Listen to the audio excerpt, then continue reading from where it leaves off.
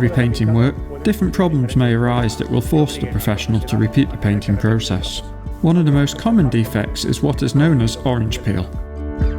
This problem is caused by the lack of stretching or levelling of the paint, resulting in a wrinkled surface similar to an orange peel. Its appearance may be due to different factors. We must correctly regulate the application equipment in pressure, product flow and fan pattern based on the specifications in the technical data sheet in order to obtain a homogeneous and even spray. Too much product load per coat and too much distance from the spray gun to the workpiece will result in a less even coating.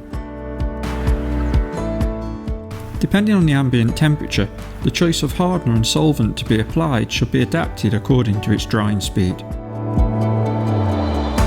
Another cause may be an excessive viscosity of the mixture, which will also imply a high application viscosity. To solve this, we can lower the viscosity by slightly increasing the dilution of the mixture.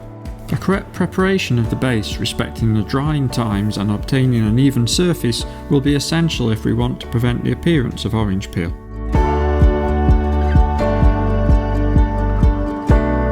If the defect is only present on the surface area of the part, first sand the area with P1200 or P1500 sandpaper.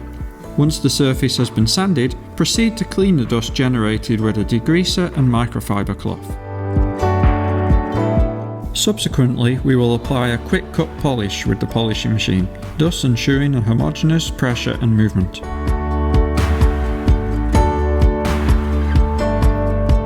If the thickness of the defect is excessive, the surface must be prepared for the complete painting process.